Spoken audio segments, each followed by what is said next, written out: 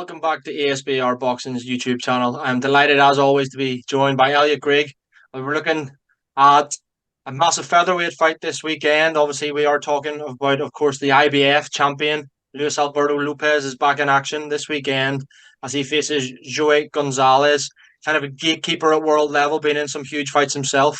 It's a compelling fight, probably the only real one of note this weekend. Definitely in the featherweight division, but yeah, IBF World Featherweight title on the line. Elliot, thanks for joining me, mate. We'll come to our predictions and stuff for this fight, I think, at the end. But first and foremost, I'm just going to go rogue and ask you straight off the bat: Hmm. Is Luis Alberto Lopez the best featherweight in the world? First of all, Paul, thank you very much for having me. I'll thank you because obviously, one in the background, I'm trying to think of the answer to that question. You've hit me with I suppose, to be honest with you, with an unsighted punch, one of those unconventional punches that Luis Alberto Lopez likes to throw himself. You know what, actually, Paul, we've discussed a little bit actually about this previously in different conversations and snippets around fights, specifically after the Conor victory. I'm actually going to say yes. I'm going to say yes to that question. Now I'll tell you for why. Obviously, you look around that division. Obviously, you've got Rob Ramirez knocking around there on those rankings, Ray Vargas, Lee Wood, the sort of names, Lara down there as well. But for me, at this stage, like obviously, like people like Rob Ramirez are rated very highly, aren't they? You know, like 13-1 record, 8 KOs. But I look at some of the performances that I've seen him in. I've seen him obviously fight against Dogbo, saw him stop Nova, and I just feel like the last couple of it's not necessarily British bias, I don't think, but the last performance that the Lopez put in, especially against Conlan, but even the performance before that against Warrington, I think for me actually puts him in that position. I like Lee Wood. Be interested to see what happens if obviously when Lee Wood fights Warrington, doesn't he? As well. So whether he prevails in that and whether he can actually maybe fight Lopez himself to put himself up in that rankings. But for me, style wise, just think very, very awkward. Obviously a powerful puncher as well. I I actually do put him at number one currently, and I'm prepared for people to disagree with me on that.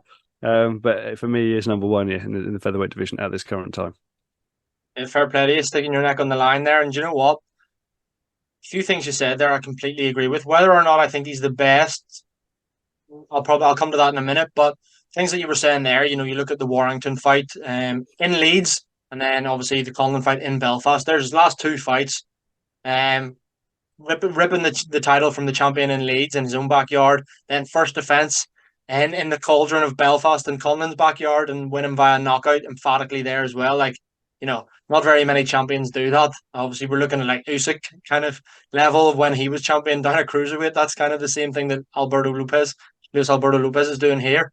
Um, the Warrington one's interesting because when it happened, you're thinking, oh, is Warrington a little bit past it? We hadn't really heard of Luis Alberto Lopez that much. And then the second fight, it's funny that we're talking about with the Conlan one. I was there, I was ringside, I was working at that, representing ASBR, and I thought Lopez was going to lose the Conlan just because I thought Conlan was a superior boxer. He's like, as you said, Lopez is unorthodox, kind of swings, throws punches from ridiculous angles, and I saw Conlan will kind of didn't think he would necessarily batter him, but he could piece him up and win on points. And then just seeing Lopez in person, it was incredible. Like, yes, he's unorthodox. Yes, he throws wild punches, and you look like he can, you can catch him. But he was unbelievable. He was unbelievable. His unorthodox nature makes him. That's kind of his keys to victory. For you know what I mean. It's one of the most it's one of the most appealing factors of Alberto Lopez's style. His unorthodox nature and just the way he goes about his business and the way he throws these punches. Down from the knee, he's throwing a big left hook from the knee, and it's still landing. It's that fast and powerful. And yeah, as mentioned, he's so powerful and everything.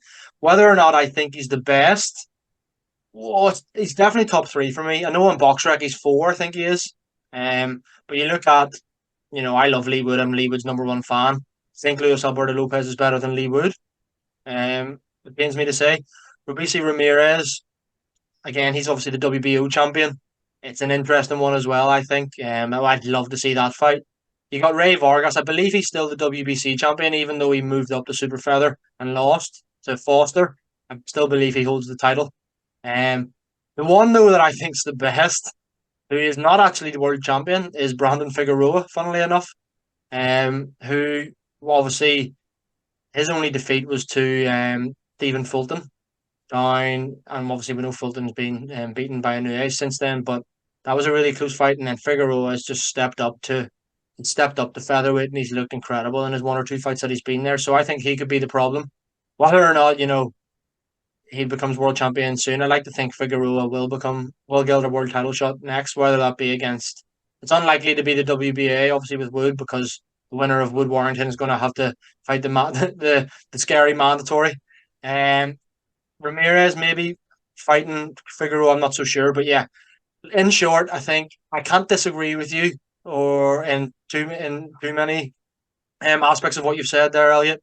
I think that Luis Alberto Lopez, if he's not the best, he's definitely second or third for me.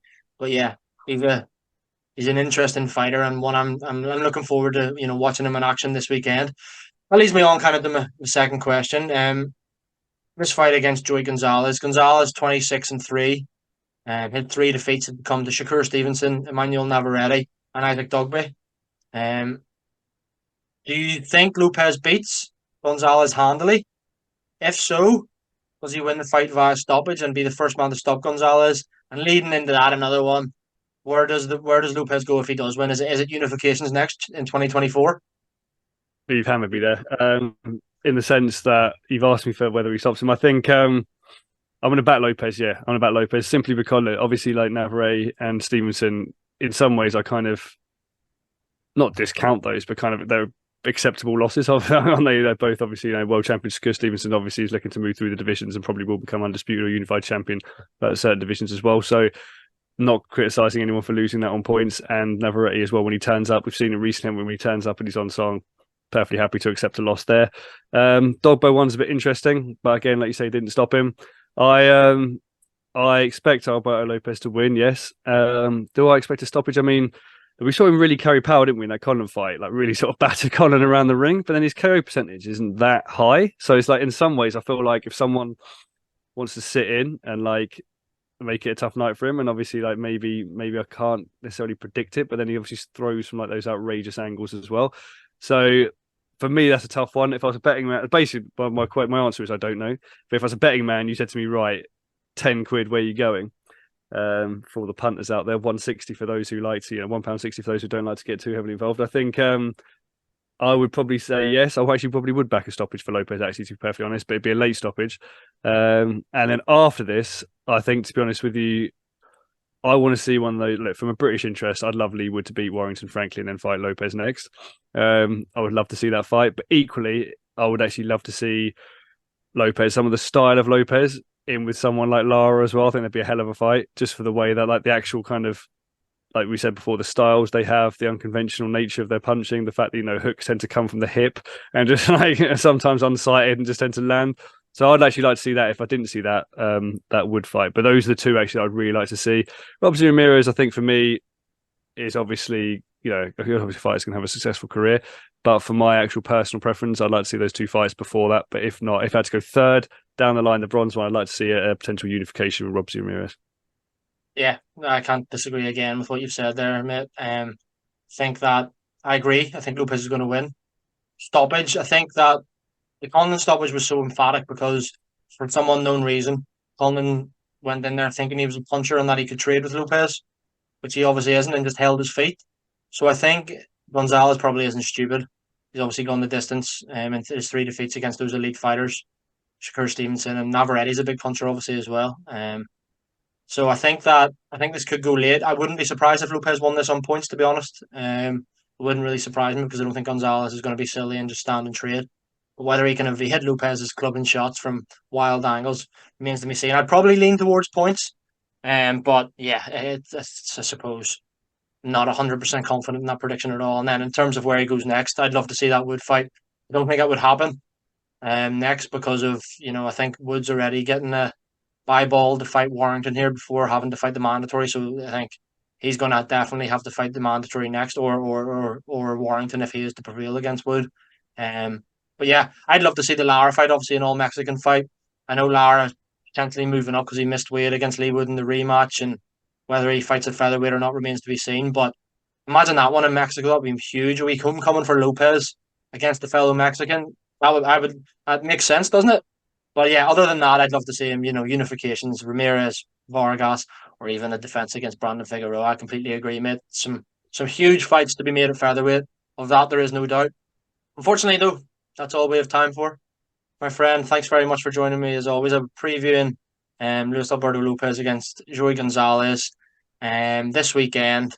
But yeah, let us know your thoughts. Is Lopez the best featherweight in the world? Do you agree with Elliott? Do you agree with me? Is Figueroa the best? Is Ramirez the best? Do you have Lee Wood at number one? Let us know your thoughts. And yeah, be sure to check out all the rest of the content on the channel, guys. And thanks once again, Elliott, for joining me. And thanks, guys, for watching. Thank you very much, guys. Thank you, Paul, for comparing with such a land.